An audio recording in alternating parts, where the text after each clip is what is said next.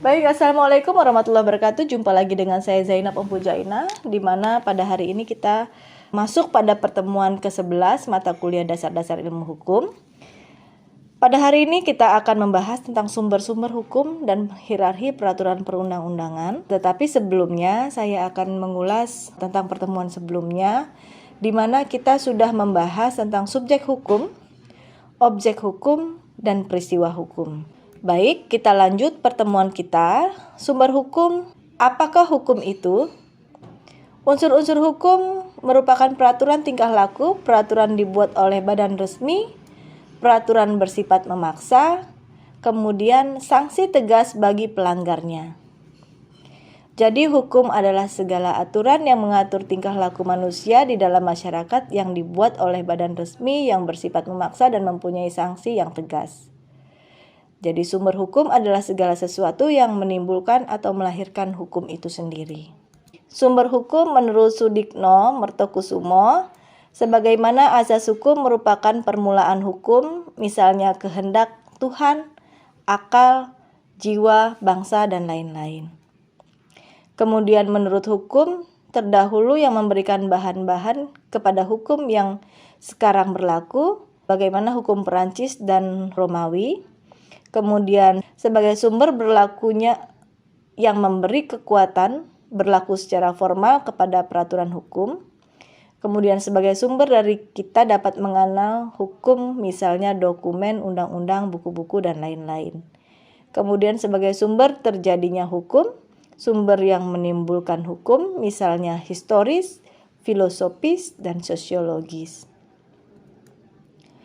Menurut CST Kansil dan Saud P. Panjaitan, sumber hukum dalam arti formal yaitu prosedur atau tata cara pembentukan hukum atau melihat kepada bentuk lahiriah dari suatu hukum yang dapat dibedakan kepada hukum tertulis dan tidak tertulis.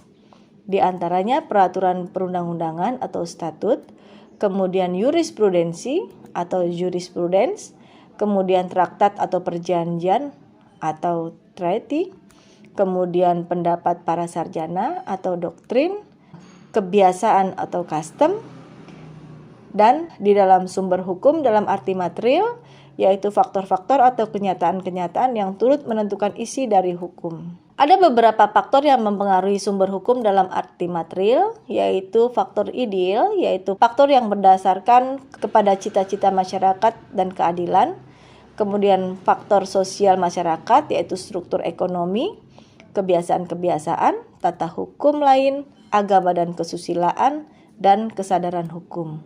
Perundang-undangan atau statut, di mana ada dua macam, yaitu peraturan pusat dan peraturan daerah. Azas-azas berlakunya statut, yang pertama adalah azas legalitas atau nullum delictum nolla pona sine prapia lege punale, kemudian azas lex posteriori derogat legi priori, kemudian azas lex superior derogat legi inferiori, kemudian azas lex specialis derogat leg generalis. Hierarki peraturan perundang-undangan TAP MPR nomor 20 MPRS tahun 1966, di mana undang-undang yang pertama adalah Undang-Undang Dasar 1945, TAP MPR, Undang-undang atau Peraturan Perundang-undangan, PP, kemudian Keputusan Presiden, peraturan pelaksanaan lainnya seperti Peraturan Menteri, Instruksi Menteri, dan lain-lain. Sedangkan dalam TAP MPR nomor 3 MPR 2000, yang pertama Undang-Undang Dasar 1945, kemudian TAP MPR RI, Undang-Undang, Peraturan Perundang-undangan, PP, Kepres, dan Perda. Berdasarkan Undang-Undang nomor 10 tahun 2004 tentang P3, ini yang pertama Undang-Undang Dasar 1945, Undang-Undang atau Peraturan Perundang-undangan, PP, Perpres, Perda. Sedangkan jenis peraturan perundang-undangan selain di atas diakui keberadaannya dan mempunyai kekuatan hukum mengikat sepanjang diperintahkan oleh peraturan perundang-undangan yang lebih tinggi. Baik, ini ada Stufenbau teori menurut Hans Kelsen, di mana ada piramida di dalam tata hukum. Ini merupakan aturan-aturan yang berlaku secara general norm atau mengikat secara umum, dan individual norm atau mengikat secara individu. Kemudian ada teori Hans Nausky, di mana norma fundamental negara, kemudian aturan dasar negara, kemudian ada undang-undang formal, dan peraturan otonomi pelaksanaan peraturan daerah. Kemudian ada jurisprudens atau jurisprudensi, beberapa istilah jurisprudensi dalam bahasa Latin, jurisprudensia. Yang kedua, jurisprudensi atau jurisprudens berasal dari istilah jurisprudensi. Dalam bahasa Latin ini jurisprudensia atau pengetahuan hukum. Dalam bahasa Belanda jurisprudensi dan Prancis jurisprudens ini merupakan peradilan tetap atau hukum peradilan. Dalam bahasa Inggris jurisprudence atau teori ilmu hukum, sedangkan Jerman jurisprudence ilmu hukum. Menurut CST Kansil, jurisprudensi adalah putusan hakim terdahulu yang sering diikuti dan dijadikan dasar putusan oleh hakim selanjutnya mengenai masalah yang sama. Azas precedent atau start decisis ini berarti hakim terikat atau tidak boleh menyimpang dari putusan yang lebih dahulu dari hakim yang lebih tinggi atau sederajat tingkatannya. Kemudian dianut pada negara-negara Anglo-Saxon dan hakim berpikir secara induktif. Traktat atau treaty ini perjanjian antar negara bisa bilateral maupun multilateral.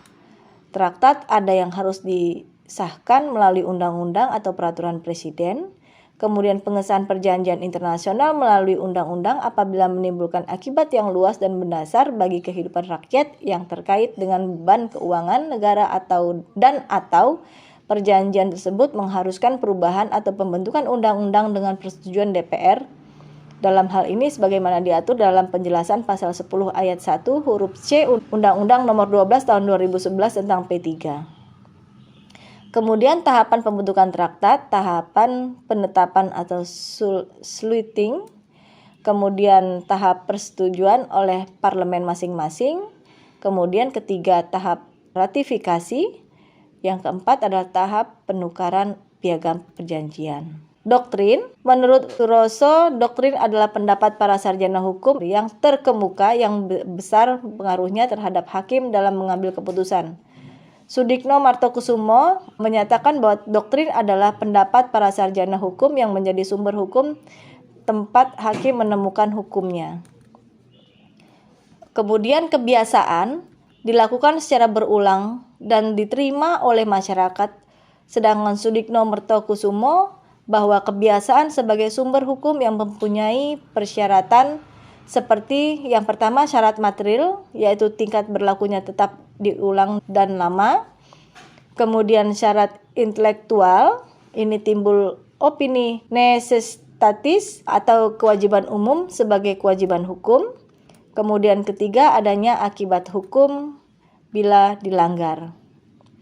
3 kekuatan berlakunya hukum, yang pertama kekuatan berlaku filosofis, ID untuk keadilan, kesejahteraan, ketertiban, kemudian kekuatan berlakunya sosiologis, kenyataan penerimaan dalam masyarakat, dan kekuatan berlakunya yuridis, yaitu mempunyai dasar normatif hukum yang dibentuk oleh pejabat yang berwenang.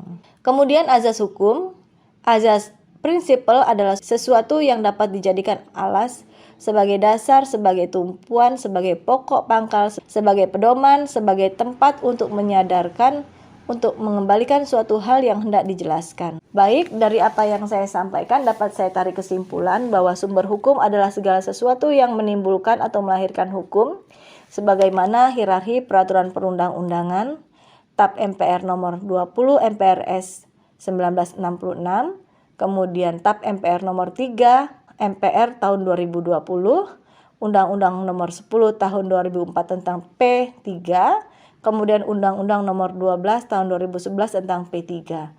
Dalam azas hukum ialah dasar-dasar atau petunjuk arahan dalam membentuk hukum positif.